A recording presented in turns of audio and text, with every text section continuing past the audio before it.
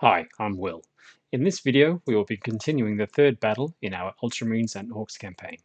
If you have enjoyed the battle reports in this campaign, then please check out the Sustained Fire Battles book, available in the Files section of the Sustained Fire and 40k 2nd edition Facebook pages. There you will find many more PDF battle reports. I plan to update it periodically with new battle reports and articles from the Sustained Fire crew. Our final mission in the Ultramarines vs Orks campaign is one I've been building up to for several years now. WD-182 was my first White Dwarf, and the original Blood and Fire battle report is one that has stuck with me ever since I first got into the hobby. I've been wanting to recreate it ever since, and it feels absolutely fantastic to have finally had the opportunity. As Charlotte and I had both now played with both armies, we rolled a dice to see who would play which for the final game of the campaign. I ended up with Ultramarines, Charlotte with the Orks. I recreated the landing pad from pictures in White Dwarf, trying to match the original WD-182 version as closely as possible, as opposed to some of its later modified reincarnations. My version is slightly smaller than the original. It fits better on a 6x4 table and is easier to store and transport. The towers are detachable and can be positioned to allow easier movement around the perimeter. I felt this was necessary, as otherwise it becomes a massive view blocker and would completely dominate any table. With all the rest of the terrain created, we laid out the table as closely as we could to the original. The original table would have been an 8x4, but our 6x4 foot interpretation looks the part, both of the take and hold objectives being in the same places. When picking the armies, we tried to stick as closely as we could to the original. This meant all weapons and war gear originally used would be copied over. We were, however, missing Rough Riders and Boar Boys. We did feel that omitting two very similar squads wouldn't affect the overall balance of the armies and wouldn't give either player a particular advantage, so we stuck to that. We did give the Ultramarines a Tech Marine, which was strangely missing from the original. Most likely the original players would have been using the Black Codex army list still. We would have added an extra Ork Boy hero there too to even out the points to 1,772 points each. We agreed for the similarities now to end. We could deploy our armies how we saw fit. Whilst we weren't restricted to following the original deployment, it did make sense for some of the squads to be used in similar fashion. Jump back assault marines are just a thing for jumping onto tall landing pad objectives, for example. We chose our force powers and strategy cards in the usual manner and rolled to see who would be going first, which turned out to be me. The Ultramarines army will consist of Captain Thorax, a Tech Marine with a power axe and servo arm, Chaplain Maximus, who is now a mighty hero chaplain, the Terminator squad with an assault cannon, an assault squad of 10 Marines with jump packs and a mixture of assault weapons, the Dreadnought, which will have an assault cannon, power fists, and auto launchers. For the Imperial Guard side, we'll have Commissar Yarrick, a Primaris Psyker, a level 4 Psyker with the psychic powers Hellfire, Machine Curse, Assail, and Displacement, a command squad with a missile launcher, and two squads of Catachan jungle fighters, one with a missile launcher and one with a heavy bolter. My main strategy will be similar to the original WD-182 version. I will split my force into two to attack each objective. On the left-hand side, the command squad will sit atop the Imperial Stronghold Tower and cover the main advance with their missile launcher. One of the Catachan squads will draw fire from the Terminators to hopefully let them survive long enough to reach and dominate the left-hand side objective. The other Catachan squad will provide cover for the Captain and Chaplain to reach the right-hand side objective. I will hold the assault squad in reserve for them to pounce if the Orks start getting too close. The Dreadnought will stay far away from that pesky shock attack gun and will be positioned centrally to give backups to whichever force requires it. My strategy cards, Strafing Run and Craven Cowardice will be perfect for countering the Orks. The Ork army comprised of the war boss Gazakal with the Gretchen standard bearer Makari, a Warped with his 4 Minders. His powers are Edbutt, Brainbuster, Decrunch, and Power Vomit. A Pain Boy, a Dreadnought with a Las Cannon, Heavy Bolter, and 2 Power Claws. A Knobs mob of 4 Knobs with Mega Armor, Bolt Pistols, and Power Fists. They will be accompanying Gazakal. 7 Blood Axe Commandos, led by a Commando Captain. 8 Bad Moon Boys led by a Nob in heavy armor, 2 Gretchen mobs of 10 grots each with autoguns. Vehicle Squadron number 1 will have a war track with las cannon and a warbike. The second vehicle squadron will have a Scorcher, followed by another warbike. The big guns will include a Death Skulls mob of 9 boys and a Nob. They will include a heavy plasma, a las cannon, missile launcher, and 2 heavy stubbers. The mechanic will be equipped with a shock attack gun and a power field. A Runterd will feed him 7 snotling bases. As Charlotte is deploying first, she can't see where I'm going to concentrate my forces, so she opts to keep her plan nice and simple. On the left, all the boys, Gaz the Dreadnought, will charge forward to the objective. The mechanic and the warphead will cover their attack. On the right side, the commandos will use their infiltration ability to set up on the base of the landing pad and run up to take control of it as quickly as possible. They will be covered by the Death Skulls on the hill behind them. The 2 bike squadrons will whip around the right flank and attack any troops before they can get up onto the landing pad deck. Her strategy cards are Last Gasp and Flank March. The sounds of explosions and splintering trees made the Bad Moons and Gretchen cheer in delight. The Dreadnought pushed over another tree, clearing the path for the following boys through the forest. The Orks' planetary invasion had been going well. They're advancing steadily in this sector, but the sudden appearance of the blue humies was a problem Gazakal had not anticipated. Always the great tactician, he needed better intel on this new threat. They had recently killed off one of his war bosses, Bloodtooth, and his plan to interrogate a captured blue Hume captain had fallen through when he had been rescued as well. The Blood Axe Commandos mob he had dispatched earlier that morning had reported the Humies were converging on a large Imperial landing pad. If the Humies were able to take control of that, they would be able to quickly reinforce themselves and establish a strong beachhead. Gazakal couldn't let that happen. The Ork war hosts came to the edge of the jungle, a clearing opening up into the valley that swept down below. At the bottom of the valley loomed a massive plasticrete and steel construction, Landing Pad 38. With the objective in sight, Gazakal turned to his boys and bellowed, "Charge!" On the left flank, the Catachans lead the advance with the Ultramarine Terminators and Commissar Yarok following. The Catachans fire their last guns and hit 3 of the grots, yet only managing to kill 1. The Catachans' heavy bolter team break off to provide covering fire, but are unable to hit their target. The Terminators show them how it's done and mow down 8 grots and the Bad Moons Nob. The Catachan command squad seeks out the Ork Dreadnought and fire a crack missile at it. A shot goes astray, harmlessly hitting some nearby foliage. The Ultramarines Dreadnought pushes up the centre of the battlefield, with the Tech Marine following close by. Past the landing pad and the pile of dead grots, he sees Gazakal himself surrounded by his bodyguards. The assault cannon whirs into life and sends out a mighty roar, and its shots go wide. The Dreadnought Stormbolter manages to hit home and succeeds in wounding Gazakal. On the right flank, the Catachans, backed up by Ultramarine Captain Thorax and Chaplain Maximus, push forward and board the landing pad's cargo elevator. The squad's missile launcher team hangs back and fires a frag missile through at the Orks, but the shot scatters harmlessly. With a lot of warp activity present, the Primaris Psyker unleashes Hellfire with ultimate force. The blast incinerates 3 Blood Axe Commandos. 2 others are able to leap away just in time. The Blood Axes, shaken by this, lose their cool and break, running up the hill to seek out cover.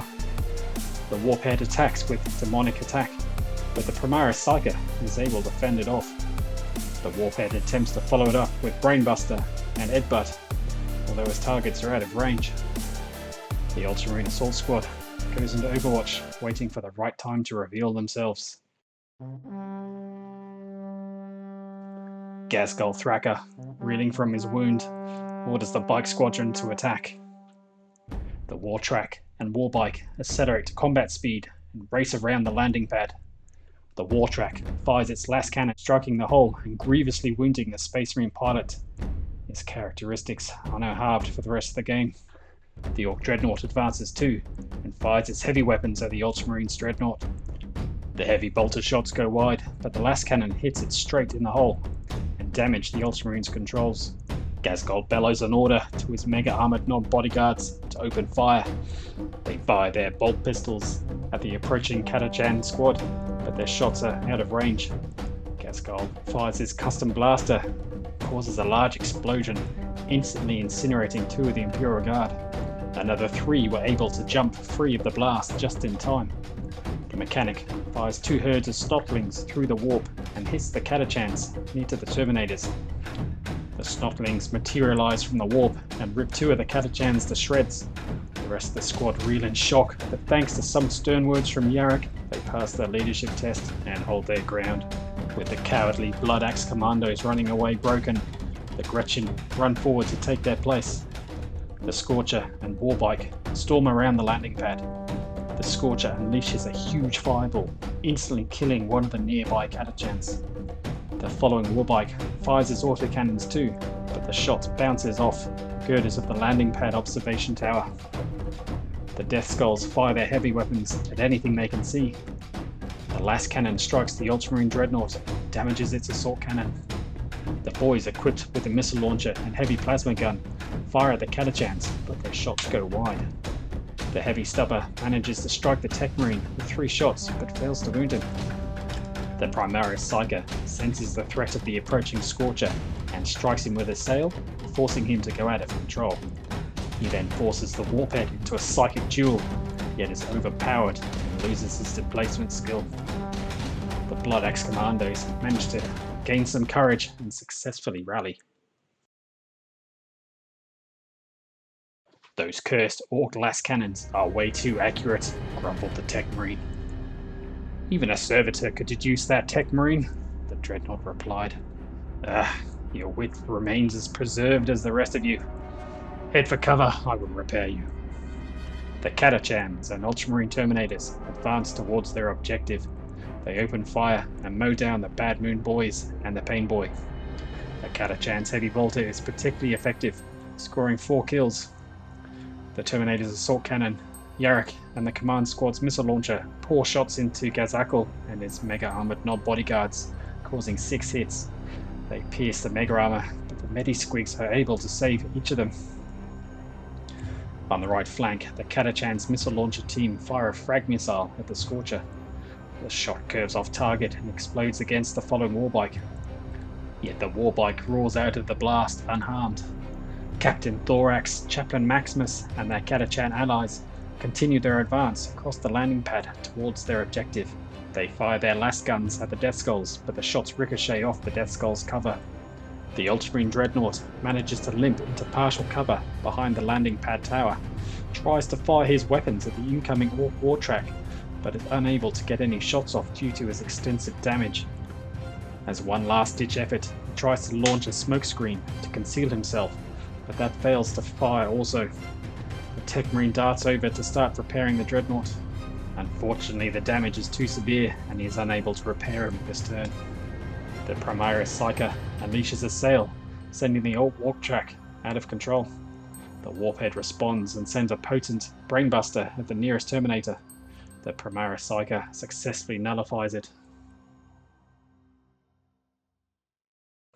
The walk track speeds out of control and underneath the landing pad overhead walkway. Now directly next to the Ultramarine Dreadnought, he fires his last cannon at point-blank range. The shot, however, goes wide, creating a smouldering hole in the plasticrete wall of the landing pad.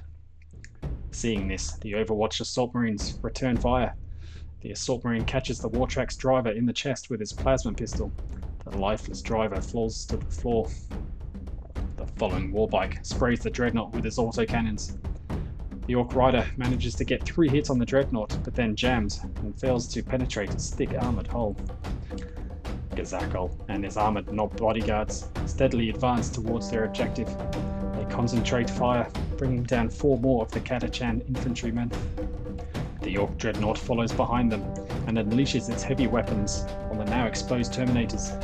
Its heavy bolter misses its target, but the last cannon hits but fails to penetrate the Terminator's thick, ceramite-bonded plates.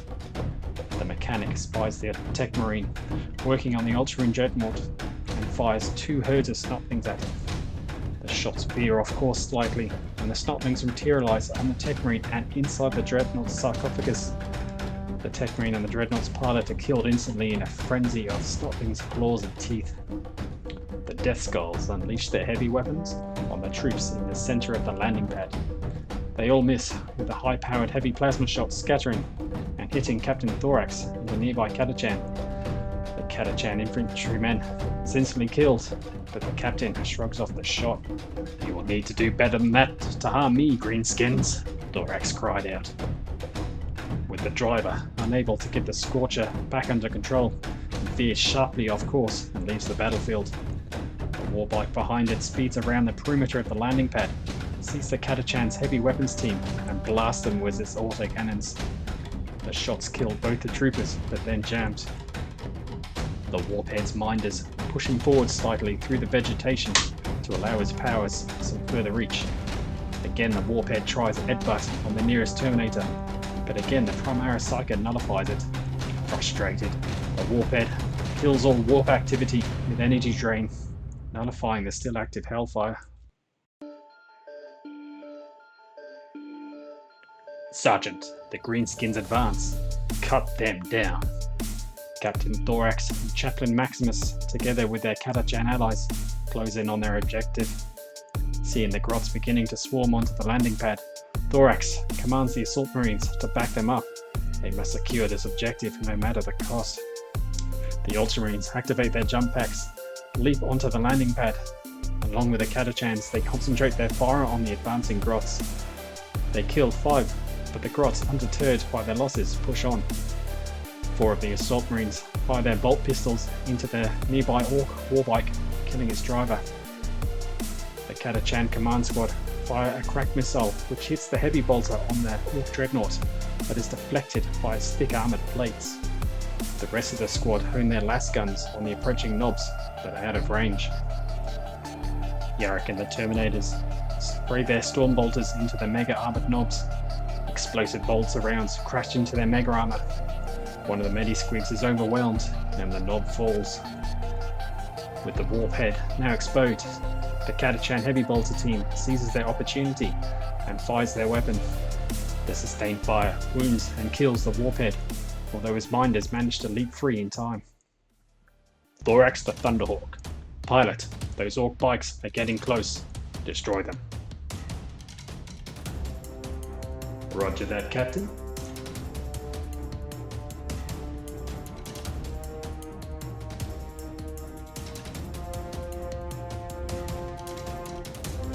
Target in sight. Death to the Xenos scum. The Thunderhawk gunship drops below the clouds and unleashes a strafing run on the remaining warbike and wartrack. The warbike is spared, but the wartrack's rear track is blown off. With warp flux still drained, nothing happens this turn. Gazakol, the brilliant tactician he was, realized both objectives were still potentially within his grasp. The Terminators would need to reveal themselves to advance on their objective. He bellowed to the mechanic, "Hold your fire! Wait till you see them blue humies pop their heads out." After the mechanic's shock attack gun had dealt with the Terminators, he would announce a wah to draw all the troops to charge both of the objectives. A cunning plan.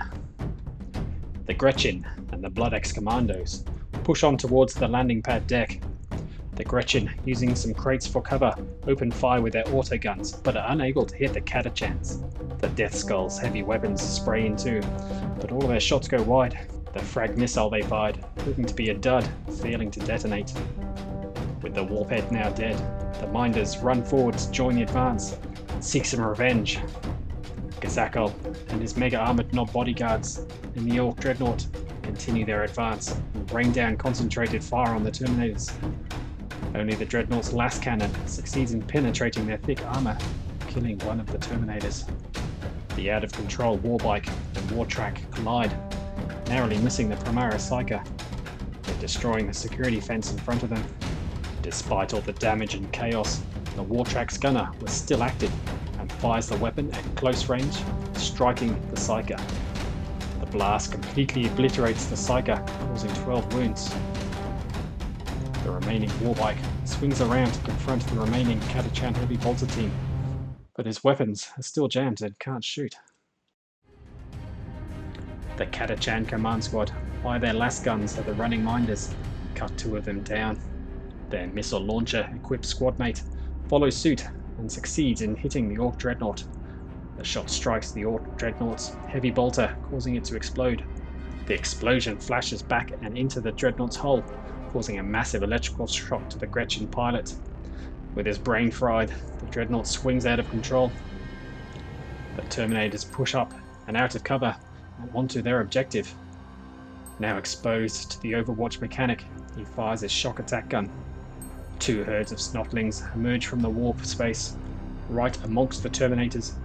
2 of the Terminators are instantly torn to shreds from within and slump to the ground. A 3rd Terminator has snotlings appear within his suit, killing the veteran Marine, but also colliding with the controls. The lifeless suit begins walking randomly, firing its gun indiscriminately at friend or foe. Only the Terminator with the assault cannon is now left, and fires his weapon at Gazakal and his mega armored knob bodyguards. All of the bodyguards are hit, but survive again thanks to their Medisquigs. The assault cannon shells tear through Gazakal and his Medisquig, failing to save him. The mega armored knobs reel back from the sight of their slain warboss, but Makari calms them down and they hold their nerve. Commissar Yarrick took aim at the knobs, but his Stormbolter rounds whistle harmlessly over their heads. Up on the landing pad, Chaplain Maximus, Captain Thorax, and the Catachans surround the objective. The Assault Marines push forward to put themselves between the objective and the emerging Orks. They throw frag grenades, the blast killing off one of the grots. The Catachan heavy bolter team swivel to counter the approaching warbike. They fire their weapon, but fail to hit the bike. The Ork dreadnought veers around and wanders straight through the minders. They successfully dodge out of the way and charge along with the knobs towards the remaining Terminator. Only one of the knobs is able to engage with the Terminator and strikes a blow with his power fist. The Terminator's armor takes the hit and he survives. With the objective now crawling with Orks, they have managed to gain control of the area. The Blood Axes advance and up onto the landing pad. Along with the remaining Gretchen, they fire into the Assault Marines, but are unable to wound any of them. The mechanic fires his remaining snotling herd at one of the Catachans near to the landing pad objective. The shot, however, scatters, with the snotlings materializing in midair, falling to their deaths. The Death Skulls blast through with the Assault Marines. A high-powered heavy plasma shot scatters and strikes an Assault Marine. His power armor is no match for the intense plasma heat, and he falls. The 2 heavy stubbers both manage to cut down a further Assault Marine and one of the Catachans. The remaining Ork warbike, with his jam now cleared, sprays the nearby Catachan heavy weapons team with autocannon shells, cutting them both down and recording another victory point. The stricken Wartrack takes one final shot at Commissary Yarrick. The last cannon shot narrowly misses him, and he is saved. Charlotte said she stuck to her game plan for this battle, but unfortunately the Orks still lost. She was lucky to achieve the objective over the vantage point after Gaz fell. Only thanks to Makari did the knobs not break and flee. Both sides played some pretty big blows in this game. She was pulling out her hair after the Ultramarine Dreadnought took 3 penetrating last cannon shots, but she kept rolling 1s and 2s on the damage charts. Will was being very careful of its placement, trying to keep it hidden from the shock attack gun. And ironically, it was the Tech Marine who was trying to repair it that led to the downfall from the scattering shotgun attack blast marker. Losing the warphead was a bad moment, but getting revenge and luckily managing to get into the Ultramarines' rear line and take out Will's Primaris Psyker felt amazing in the next turn. Charlotte said that if we were to replay this battle and she had free choice over the army list, then she would have definitely gone for some much more mobile troops. To get to an objective point with minimal entrance locations means the risk of being bottlenecked is very high. Some Storm Boys would have gotten her into the action much more quickly. She said it was great fun to have gotten to have played this campaign out. Lots of gameplay variety, and it was fun linking it all together with a good fun story. That was a very intense battle, and with us both taking objective, it came very close. I did make several mistakes. I did get too cocky with my dreadnought at the start. I should have fired off his smoke auto launchers for cover in my first turn, but the prospect of being able to take out Gaz with his assault cannon was too tempting. Secondly, I should have concentrated more fire on the war track to take out its active las cannon. I naively thought that it being out of control had reduced the threat it possessed. Losing that psyker was a huge shock. Ideally, I should have deployed the assault squad as 2 combat squads to make them able to split off and be able to assist with the other objective if need be, but I'd kept them as one whole squad to make them more resilient for being out in the open on the landing pad. Frustratingly, I wasted my Craven Cowardice strategy card. I should have used it on the Blood Axe Commandos when they broke at the start of the game, but I was holding off in anticipation of a better squad breaking, but no luck. I would have liked to have seen what would have happened in a turn 5. I doubt it would have made much difference to the overall outcome, but mainly for having both the Orc Dread and the Terminator both walking randomly and attacking the nearest friend or foe. It would have been nice and thematic to have seen Gazakol clash with Yarrick, or Chaplain Maximus, or the return of Captain Thorax, and I guess that will have to wait for a future game. In conclusion, it was absolutely fantastic to have gotten to play this battle and campaign. Definitely a bucket list item ticked off. I very much hope you've enjoyed the campaign. It's really nice to create content for our little niche corner of this hobby that our community can enjoy. Thanks for watching.